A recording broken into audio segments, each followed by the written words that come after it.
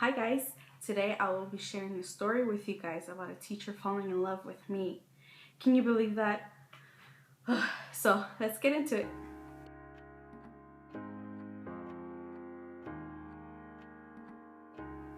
I had an English ESL class where we were only about 6 people including me. And we had this old teacher who would get mad at us because we used to take all her dry erase markers and throw them in the trash, hide her book where she was gonna teach us things. We were so mean to her, and she used to tell us, one day I am not coming back. One day out of nowhere, she never came back. We were waiting outside for our teacher to come, and it was about 30 minutes. This guy was walking and he saw us and he was like, aren't you guys supposed to be in class?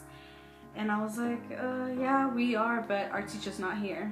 And he was like, I'm gonna open the classroom and I'll wait with you guys for your teacher. We'll call the teacher Mr. T. And I had a best friend in that class, and we'll call him Joshua. I'm not gonna use their real names just to keep my and their privacy. The teacher was like, okay guys, I have bad news. She said that she won't come back. She got sick, and we actually felt really bad. So Mr. T said he was gonna take over the class, and he did. And we found it strange because he wasn't an English teacher, but he wanted to. He said he wanted for us to get to know each other. And so he asked questions with the guys, and he asked me like 10 questions. And he was just asking me where I was from, what other language I knew, because I had told him that I was from Canada, Montreal, Canada. And he was like, so you speak French? And I was like, yes, I do. And he's like, I know French too. Mr. T decided that he didn't really want to teach, he just wanted to hang out with us. Basically, it was at the end of the year. He used to tell me, hey, is it okay if you don't watch the movie and just talk to me as the guys are watching the movie inside the classroom? And I thought it was fine because I'm like, those movies are boring, so fine. I remember him scrolling on his phone, and there was a girl and a dog, and he scrolled it fast. And I was like, why did you scroll it fast? Who's that? And I was curious, I wanted to know. And he was like, oh, that's my sister with my dog. And I'm like, oh, how come you don't show me your sister? He was like, I didn't think you wanted to see my sister. I'm like, yeah, it's cool. I have a sister too.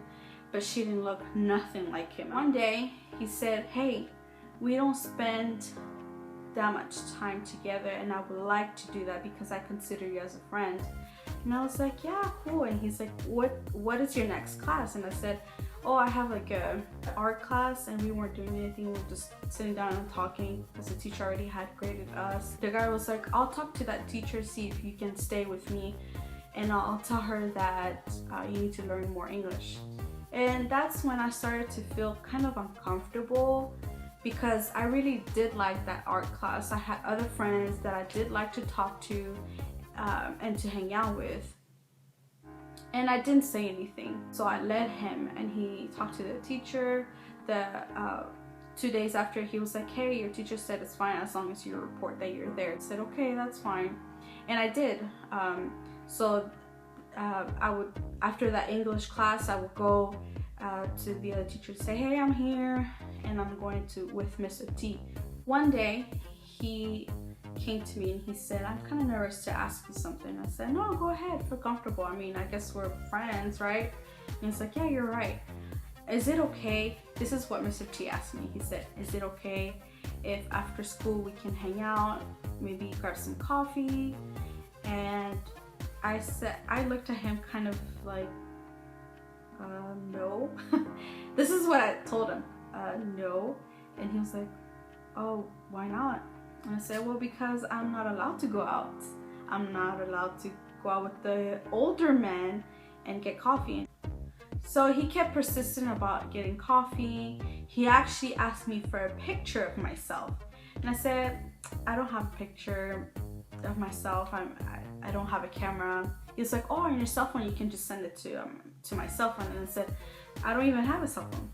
Anyways, and he was like, you don't have a cell phone? And I said, no, I don't. So he said, well, if you find a picture of you, I would like to have it. And I'm like, yeah, okay. But I mean, I had tons of pictures, but I wasn't gonna give Mr. T a picture of me. I didn't feel comfortable when he was starting to ask those questions, more personal. It was freaking me out. And one day my best friend Joshua, he was like, hey, you know what Mr. T told me? And I'm like, what? He asked for your number. And I said, what? And I said, what did you tell him? Joshua said to Mr. T that she doesn't have a phone.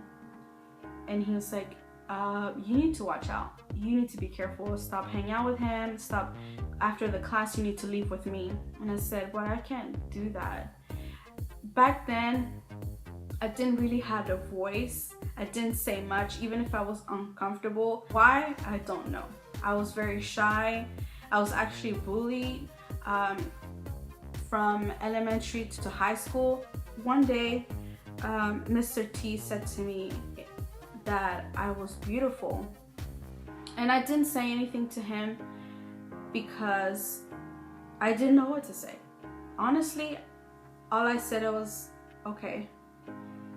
Because I was trying to back away from the situation. I didn't know what to say to him, like, hey dude, you're creepy, leave me alone. I couldn't say that, so I was just being short with him, and he kind of noticed, and he said, hey, I have something exciting to do with you. And I said, what is it? He said, let's go to the teacher's lounge where no student is allowed. He thought for some reason that was cool, and I was like, no, because I'm not allowed to go there. And he was like, no, it'll be cool, I'll show you something. And I said, okay, fine. While we were sitting down, he was showing me some stuff in the computer, and I remember him trying to flirt with me and try to tell me that I was beautiful. He liked my dark hair, that he liked my light brown eyes, even though they're not light. Anyways, he was just trying to compliment me, and I was saying, okay. And then he's like, hey, look at this, and he showed me a movie. And when I saw the title of the movie, and I said, oh, that movie sucks. And he turned around like that. He was so mad, and he said, what did you say? And I said, that movie sucks. He said, you know what? And he took out his middle finger and he said, you. And I said, what? You can't say that to me. And he said, yes, I already did. You. So I got up, I grabbed my backpack, and I started walking away. And he grabs me, and I looked at him, and he was like, don't leave. He let me go, and he said, don't leave. And I said, yes, I'm gonna leave. I'm scared, and bye. So he turns around, he said, I apologize for offending you if I said that. I turned around and I closed the door, and I said, never again.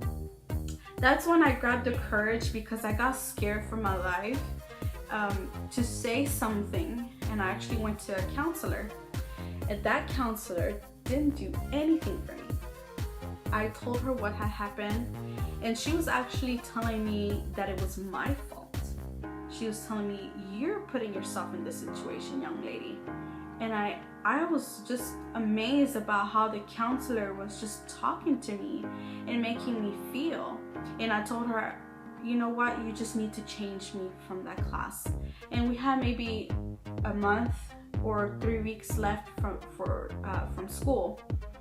And she was like, are you sure you want to do that? I mean, it's the end of the year. I'm like, are you serious? I just told you what happened. I need you to move me. And she said, okay, fine, I'll move you. And she did. I did saw him again once, 2 weeks before school had ended. And I was actually walking in the hallway, going to the bathroom or something like that. And I saw Mr. T, and he said, hey, I haven't seen you. And I was just looking at him, not even saying anything, because he was just creepy. And he said, well, how come you changed to my class? I don't understand. I really miss you, and I hope that we can be friends after all this, and we can hang out. And I was just standing there, like actually looking at him like, are you serious, dude? After, I just felt very uncomfortable, and I knew that he liked me. And that same day I told my best friend Joshua, and I was like, Joshua, guess what? I just saw him. And he knew the whole situation, and he was just so mad. And he told me, yeah, he actually hanged out with us the other day, and he was just talking about you and how he missed you. And I'm like, that is so weird. And it's so wrong too at the same time, because he was a teacher and I was a student. I never saw him again, thank God. The purpose of this video is that if you're shy, you don't like to say much, it's to empower you and to give you the encouragement that you can say something. And don't wait until it's too late. Don't wait like I waited, because the situation that I went through could have been avoided if I would have said something from the beginning. So I hope you guys like this video. I will be doing more of these stories soon. A little bit about me, my background, where I came from, why do I have an accent. If you like this video, please subscribe, comment below, hit that like button, and as always, I will see you en la otra. Bye.